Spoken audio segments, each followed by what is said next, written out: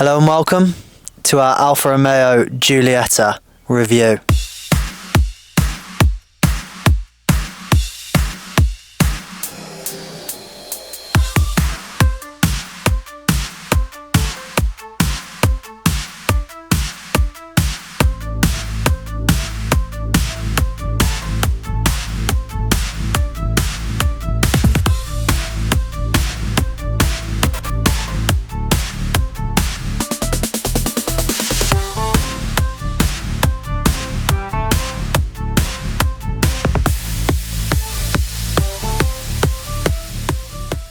Now you might think, oh, isn't a Fiat Punto? Yes, these are from a Fiat Punto, but the rest of it is an Alfa Romeo. You got a nice Alfa Romeo badge in the middle of the steering wheel. The steering wheel, it's got a bit of a flat bottom to it. You got the Alfa grille shape at the bottom there. We've got a nice Alfa Romeo stitching in the seats. We've got half Alcantara, half cloth seats. We've got a nice armrest when you're cruising down the motorway. A little bit of storage as well. Oh, lovely. Yeah, who doesn't love a bit of a cruise, just chilling, you know. One hand on the wheel. One hand on the wheel, just chilling down the motorway. Armrest. What more could you want? We've got a nice dashboard. We've got the carbon pack in here as well. So we've got carbon on the dashboard. We've got the sat nav. It's got you can connect your phone to it. You got the radio, your media, but the touchscreen's a bit naff, if I'm honest. I'm going to be swapping it out for an Apple CarPlay unit. This is my wife's car. Obviously, I'll be modifying it. We're going to remap it. She doesn't want lowering springs, but I'm sure she'll come round.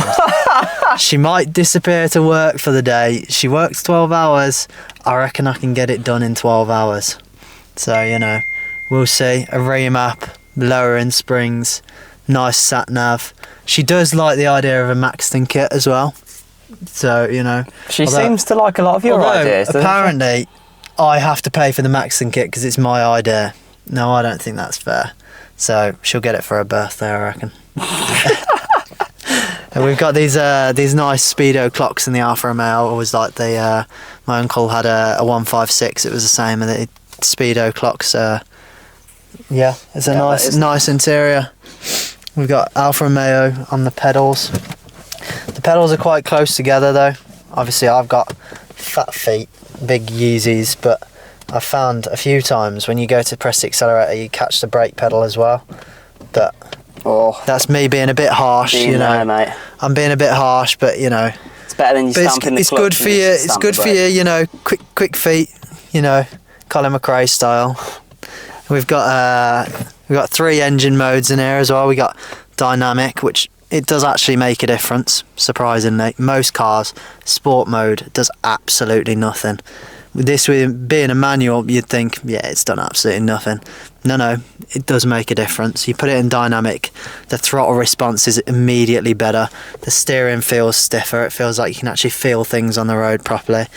And you got your normal driving. And then you've also got an all seasons mode because we're in the UK and the weather's awful. Although today it's sunny. We got parking sensors. We got start stop. So this one's pretty well spec'd. We've obviously got air conditioning because there's not many cars now come without air conditioning. Got a nice little storage up here, look.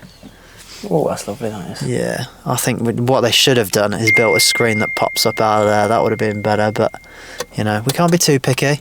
We've got an auto dimming rear view mirror. Big fan of that. I'm a big fan of that. We've got black interior trims, black headliner, black sun visors. So it's all pretty sleek inside here. It's a nice place to be, apart from your Punto controls, which I had on my 2007 Punto. So what you're saying is this has got Fiat Punto electrics in it? Yeah. And nothing went wrong with your Fiat Punto electrics, did nothing, no. I mean, my brother had a Fiat Punto. He had to have, I think, maybe 2 new ECUs. I forgot about Italians and their electrics, yeah, they're good with their electrics. They really know what they're doing. But, saying that, they know how to style a car, so we can let them off with a few little electric problems. Yeah, you know, whatever. they make a nice looking car. We can let them off. So I'll take you outside and show you the outside, shall I? So I mentioned lowering springs. You should not be able to fit your hand in that gap. It should be against the law, that should. That is not good. We're not having that. Flipping hell, that is high, isn't it? It is high, especially since it's got quite a sporty spec, this car. So yes, it is the 2 litre diesel. It's not the cloverleaf. We haven't got a nice little cloverleaf badge there. Big sad. Big but sad. It is a nice spec. We've got the turbine wheels, which I think the guy who we've bought it from, it was one owner from New. The guy who had it before us, he's spec'd this whole car. So he's spec'd it with these sort of darker mirrors, factory tints. He's put some tints on it. He's put the turbine wheels on it.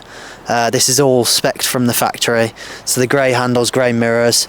We've got some carbon inside the headlights. And then, like you saw, the carbon pack inside as well. So it's pretty well spec'd. He's looked after it. It's only done 40,000 miles. Full Alfa Romeo main dealer history. So you can't moan at that, really.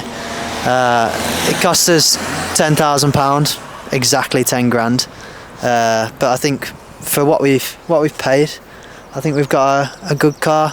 And like I say to you, Alfa Romeo, they know how to make a good looking car. Just lower it a little bit, obviously. Get off those tractor wheels. Get off those tractor wheels. Get it lowered. I was tempted to put some 19-inch wheels off the new Giulia on it, to be fair, because they are very nice wheels, but the wife won't let me, I don't think, so it's one of them, isn't it? So I mean, what you need to know about Spike is that he's the ultimate salesman. Many people don't know this, but he's called it his wife's car quite a few times. But, I mean, the I've passion managed and the to way get he talks myself about this an car. Alfa Romeo Giulietta and called it my wife's, which is good because I've got my nice BMW. It's comfortable, you know. But this is a bit different. It's quite sporty to drive. It's nice. Bit of a change from my BMW, which is, well, I'm not going to say it's boring, because it's definitely not, but it's a comfortable drive, shall I say. But this, it feels sporty, the steering feels good on it. So you join me around the back of the car. We've got this nice, from the factory, rear diffuser, which I think, for a stock car, I think that rear diffuser is really cool. Then you've got 2 exhausts. Again, it's only the 2 litre diesel, but twin exhaust is pretty cool for a 2 litre diesel. It's 150 horsepower. So it's pretty quick. It's all right. Needs a remap, like I've said, but you know, it's pretty quick. We've got a nice bit of boot space. Alfa Romeo, they don't put handles on the outside for those boots. We just press the button, shall we? I do like that. We've got, it's nice, isn't it? We've got enough space to store our golf clubs, enough space to store our pink gym bags. Not mine, obviously. What sort of a geek plays golf? Well, me and Joe, obviously, but we're no good. We're terrible. 300 yard drive. I just snapped my driver. I'm that bad. But you know, we got a nice boot, and then if you have a look around here, we've got, again, sleek handles inside the door. Nice big spacious back seats, and I quite like as well. It's got almost a bit of a side skirt on it. It's got a bit of a kick out at the bottom as well, which again is a factory thing that Alfa have done. So the styling is definitely the positive for this car. Alfa Romeo, they know how to style a car. So we got 150 horsepower. Stick it in dynamic, immediately it picks up. For a diesel, it doesn't sound too bad. It doesn't sound terrible. We get 0 to 60 in just over 8 seconds, which it's all right. The main thing I said to my wife was I wanted her to be able to put her foot down and get out of trouble. And she had a 1.2 Fiesta before this. They're not the fastest cars in the world, Joe can tell you. I can. They're not that quick. It's about the driver. It is obviously about the driver. Vin Diesel will tell you that. But yeah, this is pretty quick. now we've put it in dynamic, the handling of this car feels very pointy. So you get to the corner and it really grips on. We've got some nice Michelin Pilot Sports on there as well. Don't mind the Pilot Sports. But yeah, so it's pretty sporty, but then you knock it back into normal, it just drives fine. You lose a bit of throttle response, but it's better on fuel. And because this is a 2 litre diesel, it averages 45 to the gallon. With my wife, a bit less, because she's got a bit of a heavy right foot at the moment, because she's just gone from a 80 horsepower car to 150. So she seems to have planted her foot down and got the miles per gallon down to 38. But well, I've been working on getting it back up. So, but yeah, we've got this nice sun screen on the windscreen as well, which I quite like. But yeah, overall the gears feel pretty easy to change. I haven't crunched any of the gears yet. Like I said before about the pedals, they're a bit close together, right?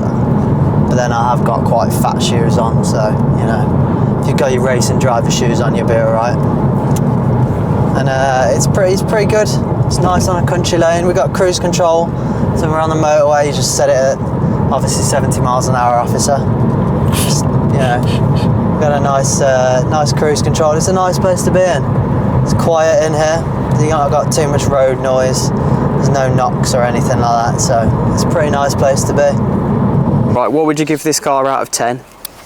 So, I'm going to rate it on looks. So looks, it's got to be pretty high. It could be a bit better because it could be lower. You know, there's a couple of things I'd change. So I'm going to give it an 8 out of 10 for looks. You know, I think that's pretty good. That's fair. So we've got looks, then drivability. So this is a manual, so it's, you know, loses a few points for that, but you can get an auto. But your manual's more fun, isn't it? So, you know, drivability, it's nice to drive, it feels sporty, you put it in dynamic, it hardens everything up. So I'm going to give it probably another 8 on drivability. The interior, I'm going to give a 9. Even though this isn't the highest spec, the Cloverleaf is obviously a higher spec, but I think the interior is really nice on it. Alfa Romeo, they know how to do interiors, they know how to do the exterior. And then if we rated the wiring out of 10, it'd be pretty flipping low. But no, I think from what I've read on these cars, the wiring isn't as bad as, say, the predecessors to this car, like the Brera and the 156s, and obviously the Punto, which is basically just an Alfa Romeo as well. But from what I've heard, these are pretty good on wiring. The engine, 150 brake horsepower, it's the JTDM. They're a pretty good engine. So yeah, I think overall my rating on this car as a family hatchback, so if you're rating it up against an Audi A3 or a Ford Focus, I'd probably give it an 8 out of 10. That seems like a fair review, that does, mate. So let me know in the comments if you disagree with me. I'd be curious to see what people think of this car, and whether would you have an Audi A3 or a Ford Focus or a Golf over an Alfa. Let me know in the comments. And if people want to see your review of a BMW 5 Series Estate as a daily driver, where can they see that? If you just want to head over to my channel, there's a subscribe button. It's there for a reason. Just press the subscribe button. Press those like buttons as well. We've got a 530D review. We've got a bit of accident damage we repaired on the wife's mum's car the other day. We've got a few nice videos for you to check out on there. So just head over, subscribe. That's all you need to do.